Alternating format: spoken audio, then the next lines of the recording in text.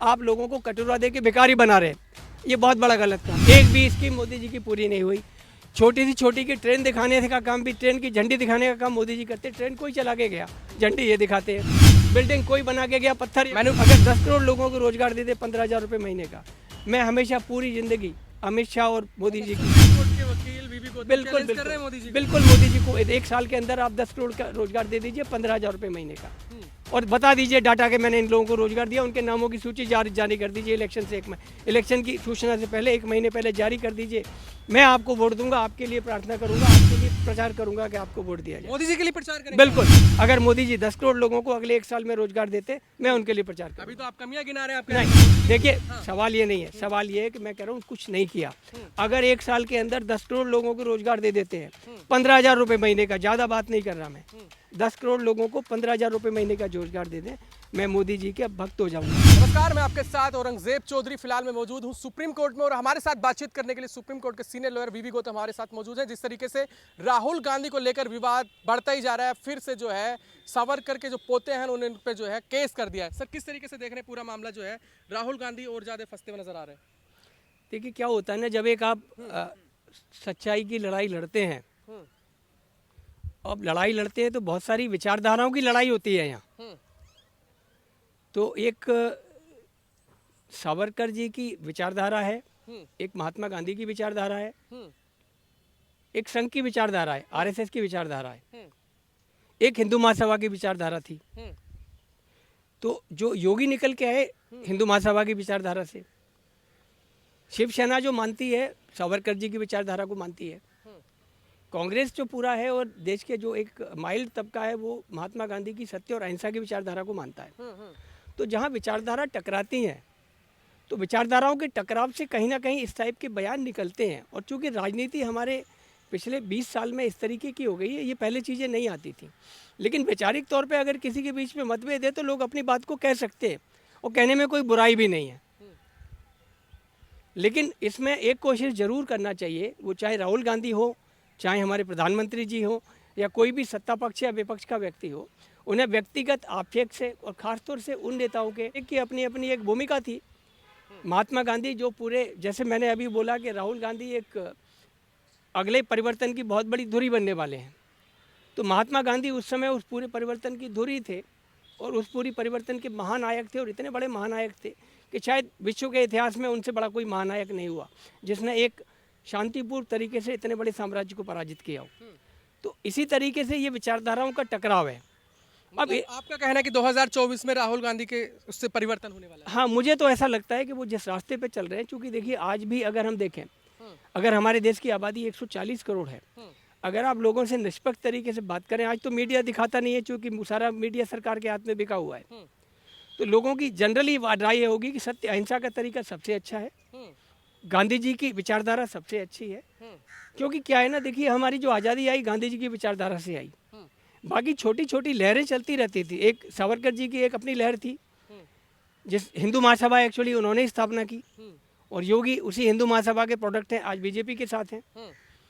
इसी तरीके से अभी बाला साहब ने एक पार्टी बनाई, बाला साहब की पार्टी है, उनकी एक अपनी विचारधारा रही।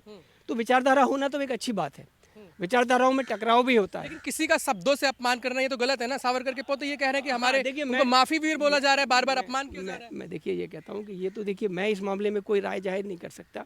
ये सब चीज़ तो करने वाले को सोचना चाहिए, और ये अगर अदालत में कोई केस गया है तो अदालत देखेगी उससे किसकी मानना होती है, किसकी अवमानना होती है, किसका अपमान होता है, किसकी मानहानि होती है। तो ये अदालत का काम है। लेकिन जहाँ तक मैं इसको इस तरीके से बोलूँगा कि विचारधाराओं का टकराव है ये, और विचारधाराओं का टकराव आज अपनी चरम सीमा पर है, क्योंकि एक ऐसी जो अतिवादी विचारधारा है वो देश के ऊपर हावी हो गई है, और जो एक माइल्ड विचारधारा थी जो महात्मा गांधी की थी, जो शांति और अहिंसा की विचारधारा थी, धार्मिक भाईचारे की विचारधारा थी, आज देश में उसकी ज़रूरत है, और राहुल गांधी उसी विचारधारा के पक्षधर हैं। हो सकता है इसमें भावनाओं में बह के कुछ ऐसी बातें कर दी हो उन्होंने, क्योंकि मैं अभी मुझे पता नहीं है वो केस क्या है, और लेकिन ये विचारधाराओं का टकराव है जो मुझे लगता है। लेकिन वो कह रहे हैं ना कि अपमान किया है, उससे पहले जो है ओवैसी समाज का, मोदी समाज का अपमान करते हैं, फिर कहते हैं कि सावरकर को गलत बोल दिया जाता है, कभी मोदी को गलत बोल दिया जाता है। देखिए मोदी सच कोई समाज नहीं है, एक मैंने पहले भी बताया कि एक सरनेम है। बहुत सी जाति के लोग मोदी सरनेम लिखते हैं, तो इससे कोई किसी का ऐसा कोई किसी का अपमान नहीं हुआ इसमें ऐसा, और वो केस चूंकि कोर्ट में चल रहा है इसलिए मेरा इस समय बोलना भी ज़्यादा ठीक जिस नहीं है। तरीके से बीजेपी ने भी बोला कि बात ही नहीं बढ़ती, माफी मांग लेते बात खत्म हो जाती, तो वो कह रहे हैं कि मैं सावरकर नहीं हूँ, गांधी हूँ। नहीं, देखिए एक चीज़ है ना, अगर कोई अपनी तुलना करता है, कोई अगर किसी से तुलना करता है तो तुलना करने में तो कुछ गलत नहीं है। अगर दो पहलवान खड़े हुए हैं, एक कहता है कि मैं दारा सिंह की तरह नहीं हूँ, मैं तो किंग कॉन्ग की तरह हूँ, तो दारा सिंह और किंग कॉन्ग में से अगर एक पर्सनैलिटी को चुन लिया, आप क्रिकेट में दो टीम होती है कि मैंने उस टीम को पसंद करता हूँ, इसको पसंद नहीं करता, तो इसमें तो मुझे नहीं लगता किसी का कोई अपमान होता है। जहाँ सवाल माफ़ी आदमी तब मांगता है जब उसे लगे खुद कि मैंने गलती की, उनको लगता नहीं है उन्होंने कोई गलती नहीं की, इसलिए माफ़ी नहीं मांगते। आप 24 की बात कर रहे हैं, अमित शाह कह रहे हैं कि कांग्रेस जो है खत्म हो रही है, 2050 तक देखिए अगर बीजेपी रहेगी। देखिए अगर हम अमित शाह जी की, आप, मुझे नहीं पता ये बात उन्होंने कही या नहीं कही, लेकिन मैं आपके माध्यम से, अगर उनकी बात सच है, उन्होंने ऐसा कहा है, उन्होंने कहा है कि 2050 तक बीजेपी रहेगी। नहीं देखिए अगर ऐसा होता ना, देखिए तो हमारे देश में अब आप पूरे देखिए, भगवान राम आए, एक दिन भगवान राम भी गए, भगवान कृष्ण आए, एक दिन वो भी चले गए, गांधी जी का समय हुआ वो भी चले गए, सिकंदर बहुत बड़े पूरे दुनिया पे साम्राज्य किया लेकिन वो भी चले गए। किसी को कल पता नहीं होता क्या होगा, इसलिए इस तरीके की बड़े घमंड भरी बातें नहीं करनी चाहिए। ये जनता के ऊपर है, आप कौन होते हैं डिसाइड करने वाले कि 50 साल तक आप रहेंगे? ये इस देश की जनता निर्णय लेगी, 140 करोड़ लोग निर्णय लेंगे कि आप कल सत्ता में रहेंगे या नहीं रहेंगे, और वो आपको जज करेगी आपके कामों के ऊपर, आपके विद्वेष और भाव। काम को लेके बात कर रहे हैं सर, वो कह रहे हैं काम अच्छा कर रहे हैं लोग, उसी पे तो चुन रहे हैं, दोबारा चुन लिया फिर तिवारा चुन देखिए, रहे ये काम की वजह से नहीं चुना गया, ये दोबारा और दोबारा जो आए ये इसकी वजह से, क्योंकि आपने जो पूरी जो एक्चुअली क्या होता है ना, एक एजेंडा, आपने एजेंडा 80-20 का सेट कर दिया, आपने धर्म में और जातियों में लोगों को बांट दिया, इससे कभी किसी का भला नहीं होता। आप काम की बात करिए, आप अपने प्रोग्राम की बात करिए। आपने जो आप मोदी जी ने जब से 14 से लेके सत्ता में आए कम से कम 5 तो स्कीम अनाउंस की, एक भी स्कीम बता दीजिए पूरी हो गई हो? नहीं हुई, एक भी स्कीम मोदी जी की पूरी नहीं हुई। छोटी सी छोटी की ट्रेन दिखाने का काम भी, ट्रेन की झंडी दिखाने का काम मोदी जी करते, ट्रेन कोई चला के गया, झंडी ये दिखाते हैं, बिल्डिंग कोई बना के गया, पत्थर मैन्युफेस्टो में 370 था, हटाया, राम मंदिर था, बनाया, देखिए राशन की बात की थी, दिया, गैस सिलेंडर की बात की थी, दिया, रोजगार की बात की थी, मिल रहा है। देखिए क्या है कि जहाँ तक राम मंदिर का सवाल है, उसका चूंकि एक मामला कोर्ट में लंबित था, और ये सुप्रीम कोर्ट का, अगर हमें किसी को सही मायने में अगर हमें इसका श्रेय देना है तो सुप्रीम कोर्ट की जो 5 जजों की बेंच थी उनको श्रेय देना चाहिए कि उन्होंने निर्णय लिया। दूसरा उन पक्षों को, क्योंकि ये दो लोगों की दो ग्रुपों की ज़मीन के बारे में लड़ाई थी, इसमें पूरे देश का कोई लेना देना नहीं था, तो ज़मीन की लड़ाई में दोनों पक्षों ने उसके बाद शांति बनाए रखी और सब कुछ ठीक से हो गया। इसमें सरकार का कोई रोल नहीं है, सरकार ज़बरदस्ती घुसने की कोशिश करती है वोट लेने के लिए। तो राम मंदिर का जहाँ तक सवाल है, सरकार का कोई भी रोल नहीं है उसमें, ये न्यायाधीशों के फैसले से हुआ और दो लोगों का झगड़ा निपटा इसकी वजह से हुआ। अब रहा सवाल गैस का, आपने मेरी जेब से गैस का पैसा, मेरी सब्सिडी का निकाल के दूसरे का दे दिया, इसमें आपका क्या रोल है? आप अपने घर से तो नहीं लाए।